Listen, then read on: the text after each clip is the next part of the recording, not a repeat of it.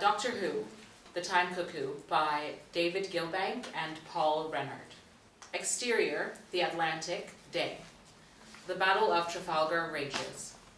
A large number of warships are engaged in fierce, close-quarter combat.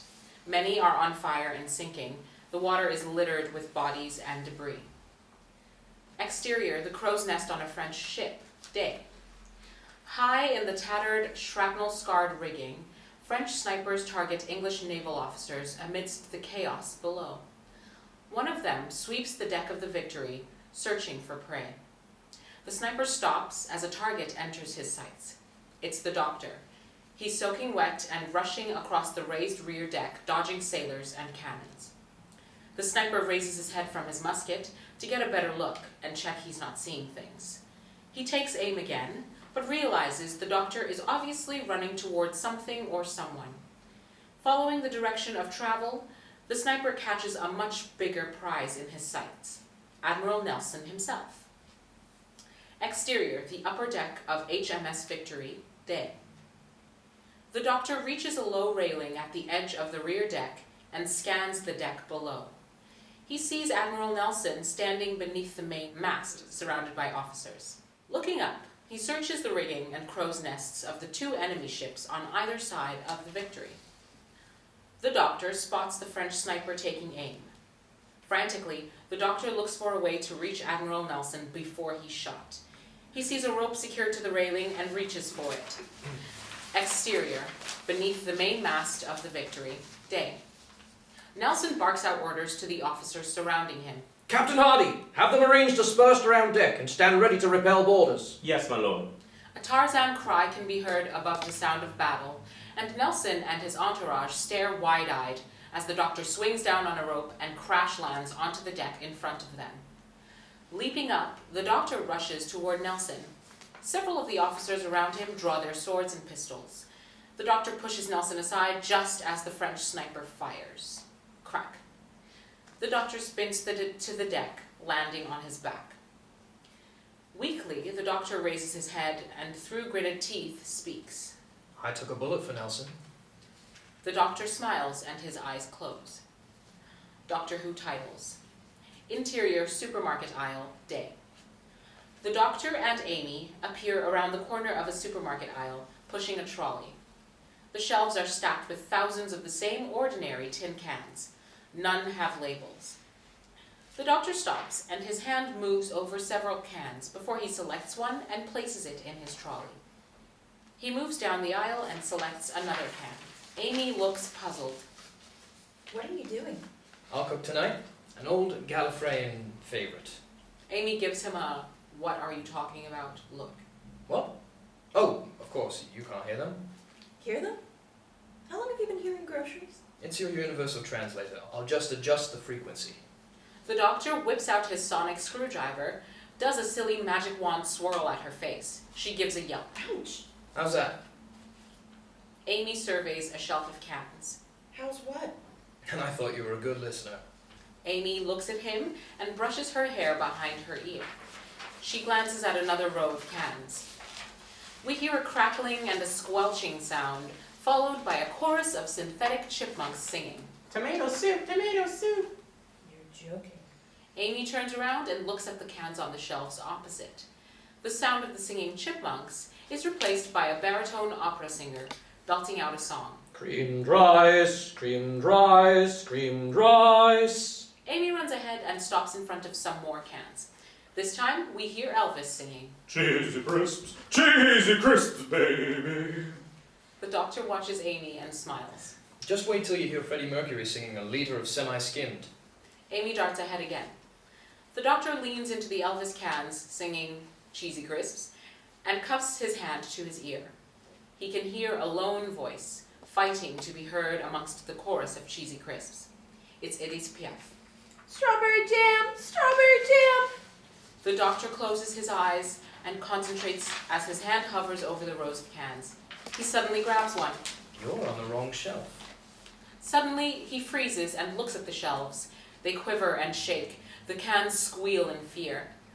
Further down the aisle, Amy struggles to stay on her feet as some of the cans topple onto the floor around her. The doctor jumps back as the wall of cans erupts. 6 black-clad stealth commandos crash through and land on their feet with laser rifles at the ready. Another 6 crash through behind him. One of them barks orders at the doctor and Amy. Down! Down! The doctor is pushed to the floor, his hands dragged behind his back and cuffed. Amy has been pushed to the floor and is also trussed and cuffed. Doctor, She's a kleptomaniac. She can't help herself. I am not. We'll of course pay for any cans in her pockets. I'm wearing a mini skirt. Both are roughly lifted off the floor and urged forward. Watch it, mate. Be nice to the dangerous soldiers, Amy. Exterior, shopping planet, night. Above a futuristic city, the rocket boosters beneath a praying mantis-like spaceship thrust it up and away from a blinking billboard sign that says, "Welcome to Shopping Planet, 6 continents of bargains." Exterior, space, near Hex President's barge, day. The praying mantis space cruiser docks with a huge spacecraft. There are other praying mantis ships all around it. Interior, cryogenic chamber, day. A cavernous medical center. Its high walls are covered in hundreds of mortuary drawers. A medical assistant walks over to one of the ground floor drawers, pushes a button, and a light turns green. He pulls it open. Clouds of freezing vapor pour out, obscuring our view. As it clears, we can see a very old woman lying inside. This is ex-president number 1. She wears a general's uniform emblazoned with military decorations and indications of rank. Clutched to her chest is an ancient book. It's like an old-fashioned 1950s children's picture book. It's titled Famous Battles. The old woman's eyes shoot open. You have him. Interior prison cell, day. The doctor, Amy, and a large chicken hang upside down in a cell. Their hands are cuffed behind them. The doctor is wriggling around. Why are we with the chickens? Are they going to eat us? He's not a chicken. She's not a chicken. Oh, I'm sorry. So what is she? What are you? I'm a flesh warrior from the Sarkador tribe. Oh, Kidnapped by Hex scum because of our alliance with Ichimi. The doctor's wriggling around causes his sonic screwdriver to start to slip out of his coat pocket. Oh, so this is the 1,000-Year War. As the sonic screwdriver falls out of his pocket, the doctor twists his body in the air and catches the screwdriver in his cuffed hands behind his back. Ha! How's that? The doctor flips the screwdriver towards his cuffs, and they snap apart. His hands now free, he points it at the lock around his ankles and falls to the floor. The doctor unlocks Amy's cuffs. 1,000-year war. Ah! The doctor zaps her ankles.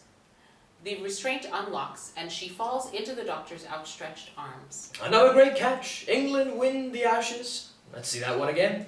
He places Amy on her feet and mimes the catch again in slow motion, making a noise like a roaring crowd. The cell door crashes open. A squad of commandos rush in. They surround the doctor and Amy with weapons raised. Release me, you cowards! Shut up, Scardum scum. You two, let's go. The president's waiting. Death to your president, Hex filth! The soldiers exit. One remains behind and raises a gag towards the chicken's beak. I see the fear in your eyes. Interior, bridge of Hex President's barge, day. The doctor and Amy are marched onto the busy bridge of a large spacecraft. In the middle of the room are 10 ancient ex-presidents. They either lie in old-fashioned white-framed hospital beds or sit in wheelchairs. Nurses tend to them.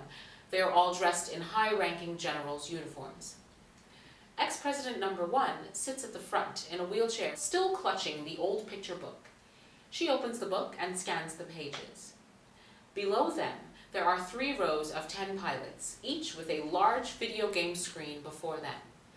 In their hands, each pilot has a video game control device, like an Xbox.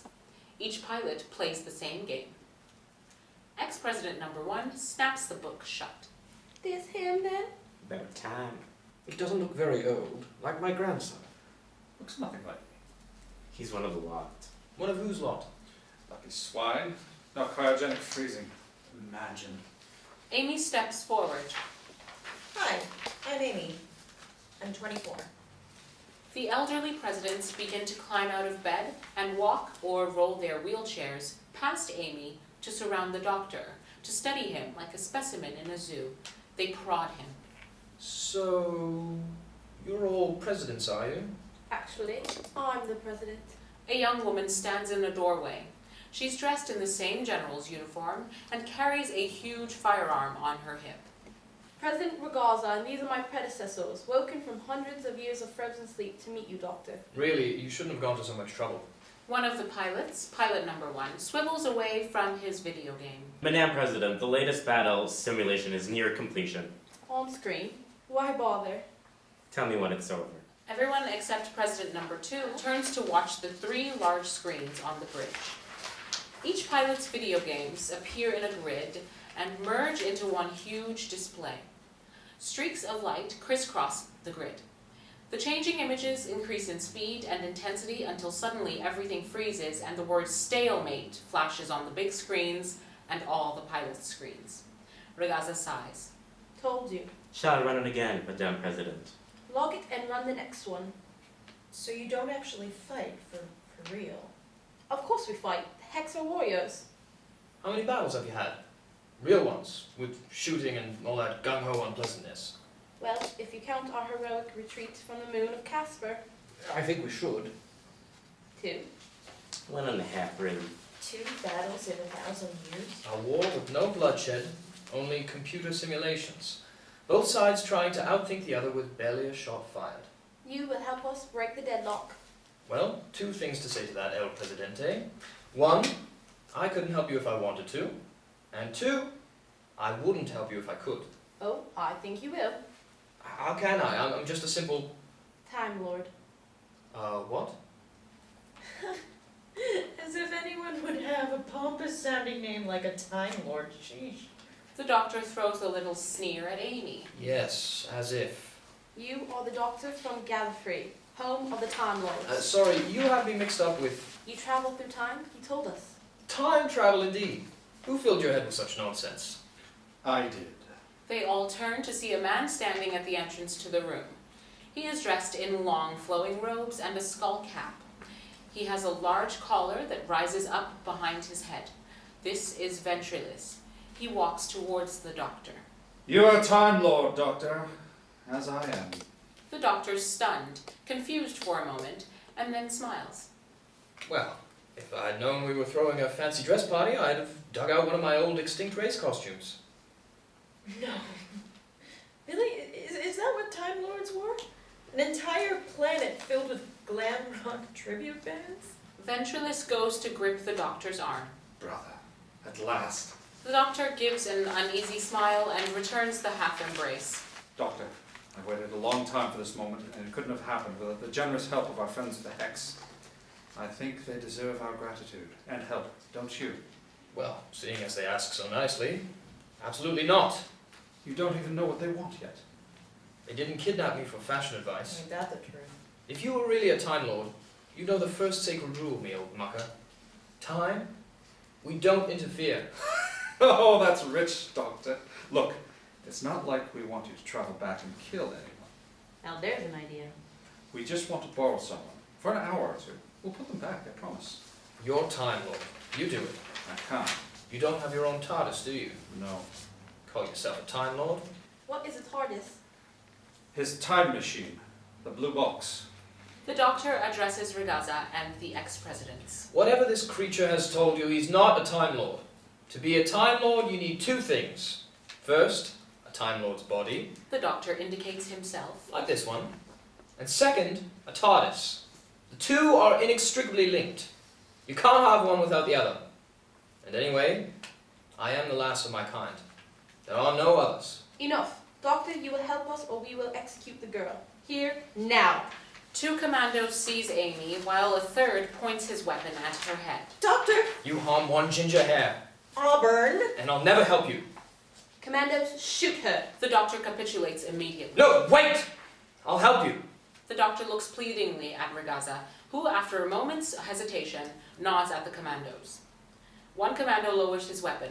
Amy is still held firmly by the others. One condition. We're putting them back. Of course. Who are we borrowing? The greatest naval commander who ever lived. The victor of the Nile and Copenhagen. The hero of Trafalgar. Nelson? One more condition. Amy comes with me. I think not, Doctor. Amy is pushed off one way, and the doctor is led off another. Pick on someone your own size. The doctor calls after Amy. I'll be back in no time. Try not to start a war.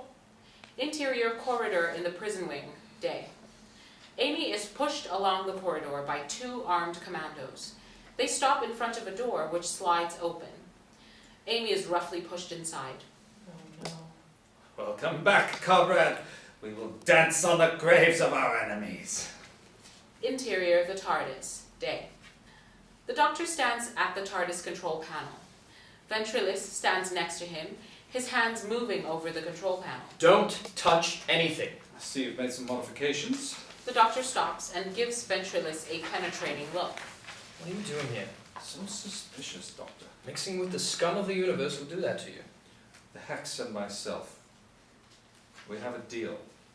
You help them win their war with the Iceni, and in return you get what? Ventrilis smiles at the doctor. Come on, Doctor. We have an admiral to kidnap. I'd rather we didn't go clod-hopping through Earth's history in your size 10 panto slippers. The doctor's hand rests on one of the TARDIS's control levers. Ventrilis reaches over and pushes the doctor's hand forward. The TARDIS fires up. Exterior, the Atlantic Ocean, day. The TARDIS materializes on a calm ocean. It's floating on its side. The door opens, and the doctor's head pops out. He has a quick look around and disappears back inside again. Moments later, the doctor and Ventrilis appear holding long oars. They drag themselves out onto the top of the TARDIS and start paddling. Interior, the chamber of the Tree of Time, day. A door opens in a massive, dazzling white room. Amy is marched inside, flanked by 2 commandos. The floor is a beautiful green meadow. In the center of the room is a large, gnarled tree that glows. It looks like a cross between a baobab tree and a willow. The branches spread wide, allowing the weeping fronds to brush the ground like dreadlocks. Standing next to the tree is Regaza. It's a tree. Very observant. Where's the doctor? Our ancestors found it floating in space, eons ago. A fragment from a terrible war between 2 great races, back when the universe was young. Where's the doctor? What have you done with him? You are part of the plan, Amy Pond. I'm not helping you with anything. All great leaders have their weaknesses. The doctor, where is he? And your admiral, Lord Nelson, is no exception. Interior below decks on the Victory, day. We are in the hospital area below deck. Dying and wounded men are lying on the blood-stained deck. A ship's surgeon is performing an amputation. The doctor lies on the deck, unconscious. An officer appears at the far end of the deck. Captain on deck, tension! At ease, Mr. Morton. Sir? An extra rum ration for all these men. Hey, sir. A weak cheer goes up. Hardy makes his way over to the still unconscious doctor. Wake this man up. A sailor appears with a wooden bucket of water and throws it over the doctor. Spluttering, the sodden doctor regains consciousness. What? Amy, where? The doctor quickly realizes where he is. He reaches inside his coat pocket and produces a silver can with a bullet-sized dent in the side. Tomato soup! The doctor drops the can, and his eyes fix on Hardy's. Sir, I must speak with you on an urgent matter. It's the Admiral. He's disappeared, hasn't he? What do you know of this sorcery? The doctor struggles to his feet. Come on. We don't have a moment to lose. The doctor races away down the deck. Taken aback, Hardy turns and rushes after the doctor. Interior prison cell, day. Amy sits on a bench in a cell. There's a small pile of white feathers on the floor. The door slides open, and in marches Nelson, flanked by 2 commandos. The commandos turn and leave. Nelson is surprised to see Amy. She rises. I am... Admiral Horatio Nelson. Everyone knows who you are. You have me at a disadvantage then. I'm sorry? Your name. Amy. Amy Pond. Unsure how to act, she gives an awkward curtsy. Nelson is amused. He appears quite taken with Amy. Did the doctor return with you? Where is he? The doctor. Yes, my friend. About this tall, She indicates how tall. foppish hair, bow tie, blue eyes, sticky out ears, about 800 years old. Prone to doing insane things. I fear your friend took a sniper's bullet meant for me. No. He showed great courage. Amy stands frozen, her eyes well up. She can't take the news in. Doctor. Exterior, the poop deck of HMS Victory, day. The doctor marches up to the railing at the back of the Victory's poop deck. He is followed by Hardy and several Marines. Sir, I really must insist you tell me what's going on. Ignoring his pursuers, the doctor reaches for a rope tied to the railing and begins to haul it in. After a few moments, he reaches the frayed end. I knew it! If you don't explain yourself, I'll have you thrown into the berg. The man I was with, he took the Admiral and my ship. But I guessed he'd try something like this. The doctor pulls out another length of rope from inside his coat. Attached to the end is a carabiner. So I took precautions. The doctor reaches up and attaches the carabiner onto some invisible hook, just above his head. Moments later, he's yanked violently off his feet and off into the air. Hardy and the Marines stand there, dumbstruck. Interior prison cell, day. Amy sits on the bench, staring into space. Nelson sits beside her. Our captors have explained in great detail the nature of our predicament. Seems I have no choice but to help them. Amy doesn't respond. Nelson stands and addresses her. I have a plan, a bold idea. I believe it will lead to a decisive victory. Still, Amy stares into space. Nelson softens his voice and crouches down before Amy. Amy Pond, your loss weighs heavy with me. I owe your friend a debt of gratitude I can never repay. Come, please, tell me more of this brave doctor of yours. Amy looks deep into Nelson's eyes, which never leave Amy's. Nelson stretches out a hand and leaves it there until Amy takes it. Interior, the chamber of the Tree of Time, day. The TARDIS stands near the tree. Something starts crashing down through the tree's branches. It's the doctor. He falls onto the top of the TARDIS, slides off the roof, crashes onto the floor, stunned. The door of the TARDIS opens and Ventrilis steps cautiously outside. He's holding a part from the TARDIS's control panel. Wires hang off it. A green fluid drips out of severed pipes. You're a hard man to shake, Doctor. The doctor's still very groggy. Amy. Ventrilis steps over the doctor and disappears around the tree, taking the part with him. Interior, bridge of the Hex President's spaceship, day. Regaza and the elderly ex-presidents are all there. They're watching the large main screen intently. It shows a small fleet of spacecraft flying in formation. The door slides open, and in walk two commandos, dragging the doctor between them. Regaza turns to see who's just entered. We found him wandering the corridors. Doctor, this is a surprise. But your timing is perfect. We're just about to crush our enemy's entire fleet. Where's Amy? Interior, the bridge of one of the small battleships, day.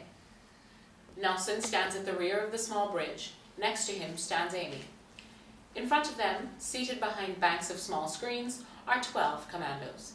No more simulations of battles. No games of war. It's time for real soldiers to face their enemies shot and cannon. To test their mettle in combat and deliver decisive action. Still no signs of movement in the Incini fleet. You were right. It's been so long since they fought a real battle. They don't know what to do. This is no place for a woman, Amy Pond. But I must confess, I'm glad you're here. Where else would I be? Nelson smiles at her. On my mark, move our ships into the battle positions as planned. Aye, sir. Interior, the bridge of the Hex President's spacecraft, day. On the large screen, we can see the 8 small spacecraft moving through a large number of much bigger craft. The smaller ships are exchanging fire with these larger ships. This is madness! On the contrary, it's genius. After a generation of fighting simulations, the Admiral guessed the one thing that Iceni would never expect is a real assault. But he only has 8 ships. The element of surprise will allow them to infiltrate the Iceni fleet. At such close quarters, the Iceni dare not to use their manned weapons, fear for destroying their own ships. But he doesn't have enough firepower to destroy them all. Nelson believes once he has sown panic amongst their ranks, our main fleet will follow and mop up the rest. He believes? The Admiral's ship carries Mystocene bomb. It will detonate once they reach the center of the enemy fleet. Interior, the bridge of one of the small battleships, Day. The fabric of the spacecraft shakes and shudders as it receives direct hits from enemy fire. As the spacecraft rocks, Amy has difficulty staying on her feet. Nelson, who is used to standing on a pitching deck, maintains his position. Hold her steady, helmsman. Aye, sir. Gentlemen, continue firing at will. Give them all we've got. The bridge takes a direct hit, and part of the ceiling collapses on a commando, knocking him to the floor. Amy screams and goes to his aid. We've got to get out of here. Nelson doesn't even look at her. He's completely focused on the battle. How far from the center of the fleet? 60 seconds in closing. We've lost another ship, sir. Brave hearts, men. For King, for honor, for England. The commandos all turn and look at Nelson with puzzled faces, but their attention is soon back on their screens as the ship shudders under another hit. Interior, the bridge of the Hex President's spacecraft, Day. A commando looking at a screen starts the countdown. The Admiral's fleet ship will reach the center of the fleet in 60 seconds. Stand by to detonate the weapon. You do this and you will be sorry. I'm not a man to be messed with. Ventrilis, you gave your word. The doctor looks around him, but for the first time he notices there's no sign of Ventrilis. The doctor spins and races out. 45 seconds. Interior, the chamber of the Tree of Time, Day. The doctor sprints into the room and makes straight for the TARDIS. He pulls open the door and races inside. Interior TARDIS, same. The doctor stands at the central control panel, desperately turning, pulling, and pressing controls. Suddenly he notices that a part of the panel is missing. He slams his fist down. Ventrilis. Interior, the bridge of one of the small battleships, Day. Amy is on her knees, cradling a dying commando. The bridge is in complete chaos. Most of the commandos are dead or dying, slumped over or under their desks. Where's the cavalry? We have been betrayed, Amy Pond. Great. The dying commando looks up at Nelson. Please take my last breath. Nelson and Amy look puzzled. Another wounded commando kneels beside his dying comrade. We believe a warrior may pass on his soul in his dying breath. It would be an honor. Nelson kneels and places his mouth over the dying commandos. His face, which until this point has been racked with pain, relaxes. He dies. The door to the bridge slides open to reveal the doctor. Doctor! Quick! The doctor turns to leave, with one quick glance over his shoulder to check Amy and Nelson are following. I saw this man struck by a French bullet. He should be dead. We're all dead if you don't come with me. Now! Interior spaceship corridor, same. The doctor, Amy, and Nelson race down a corridor. A warning klaxon rings out. Steam jets out of cracks in the walls. Suddenly, all the lights go out and they're plunged into darkness for a moment. Dim red emergency lights now illuminate the corridor. Come on! The emergency lighting won't last long. This way! The three figures race off again. Interior, weapons storeroom, same. The door to a large weapons store slides open, and in rush the doctor, Amy, and Nelson. On the far wall is the TARDIS. As they run towards it, they pass a rectangular box the size of a large coffin. It's glowing. What's that? It's the bomb which was supposed to blow you up and destroy the Achini fleet. I have tried this tactic myself, with burning frigates. And you stopped it? The doctor opens his coat and pulls out a large hammer. I hit it with a hammer. The ship shudders again. Parts of the ceiling come crashing down. Come on! They race inside the TARDIS. The TARDIS door slams shut, and it disappears just as the room disintegrates. Interior, the TARDIS, Day. Hold tight. It's going to be a rough ride. The interior of the TARDIS becomes a blur. The doctor, Amy, and Nelson just sneers. Their mouths open wide, but no sound comes out. Interior, the bridge of the Hex President's spacecraft, Day. Ragazza stands behind one of the commandos, sitting behind a control panel. What's happening? The weapon failed to detonate. That's impossible. The Inchi fleet is moving from new defensive battle line. What are their losses? 18% simulation predicts to stalemate, Madame President. No. And you woke us up for all this? Next time, don't bother. Interior TARDIS, day. The Doctor, Amy, and Nelson look like they've been dragged through a hedge backwards. Their hair's all messed up and they've swapped parts of their clothing. The sleeves of the Doctor's coat have been swapped with those on Nelson's jacket. One of the Doctor's trouser legs has swapped with half of Amy's skirt, and vice versa. Ventriloquist sabotaged the TARDIS. I had to do a quick budget job. Still, they say a good landing is one you can walk away from. I'm not walking anywhere looking like this. I feel the seasickness. Nelson rushes behind the control panel. Interior, the chamber of the Tree of Time, day. The TARDIS stands next to the tree in the same position as previously. Ventriloquist steps out from around the other side of the tree. He's busy looking at a small device in his hand. The door to the TARDIS opens and the Doctor walks out. He's changed his trousers, followed by Amy, who's now wearing jeans, and Nelson, who still looks a little green around the gills. Ventriloquist is surprised to see them all, but he quickly regains his composure. Doctor, good to see you again. You must excuse me though, I'm just preparing to leave. I want the Chronos Matrix back. Matrix. Stop playing games with me, Ventriloquist. You're right, Doctor. No more games. I'm afraid you can't have it back. I need it. When you said these people had something you wanted, you meant me, didn't you? Yes, I needed their help to capture you. So you could steal parts from the TARDIS. I'm no petty thief, Doctor. I'm the last of my kind.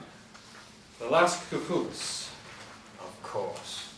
A space cuckoo. He's cuckoo, all right. No, the cuckoos are one of the rarest beings in the universe. They survive by replacing the offspring of their hosts with one of their own.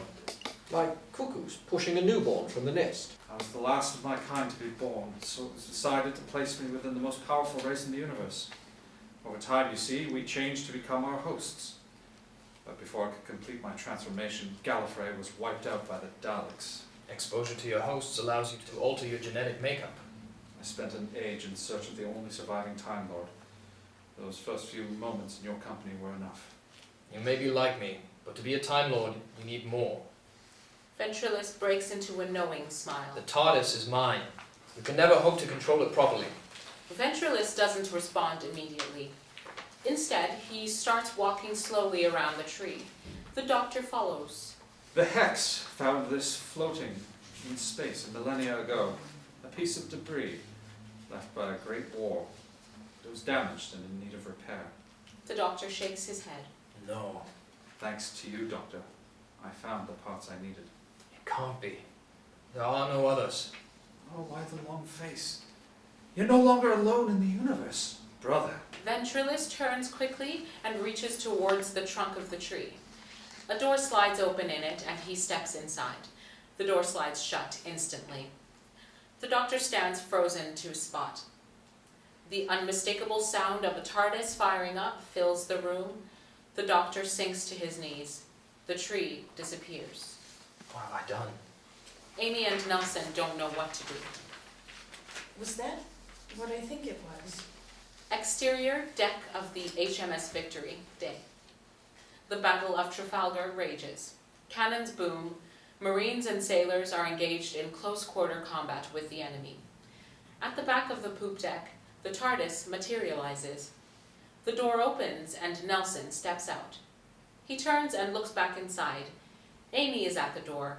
Nelson doffs his hat and smiles ruefully. Amy is ready to cry. Behind her, the Doctor watches on impassively. Nelson turns and enters the battle, barking orders as he goes. The TARDIS door closes and disappears. Interior TARDIS, day. Amy sits staring into space. A tear trickles down her cheek. Exterior deck of HMS Victory, day. In slow motion, Nelson is struck by the sniper's bullet and collapses, surrounded by his horrified crew. Interior, the TARDIS, day. Amy stands, tears rolling down her face. Her eyes are red raw. She's obviously been crying for some time. We had no choice. To save him would have changed Earth's timeline. The consequences could have been disastrous. I know. The Doctor walks over to Amy and hugs her. She buries her head in his shoulder. I'm sorry. For everything. Why are you sorry? It's not your fault. It's It's my fault there's a rogue Time Lord out there. We'll find him. Interior, below decks on the Victory, day. Nelson lies dying and racked with pain. A group of officers behind him. He has a fully functioning TARDIS. He can travel anywhere to any point in time. It's like looking for a needle in an infinite number of haystacks. It's all my fault. Oh, come on, it's not that bad. It's worse. I'm afraid I might have unleashed the most dangerous and destructive force the universe has ever known. Struggling for breath and delirious, Nelson manages to push himself up towards Captain Hardy. His voice is weak and hoarse. Kiss me, Amy. The officers around him look at each other. What did he say? Sir, it sounded like kiss me, Hardy. My last breath. Kiss me. Hardy leans over Nelson and places his mouth over Nelson's. Nelson's face relaxes and he dies. Well then, Doctor, I expect you to do your duty. The end.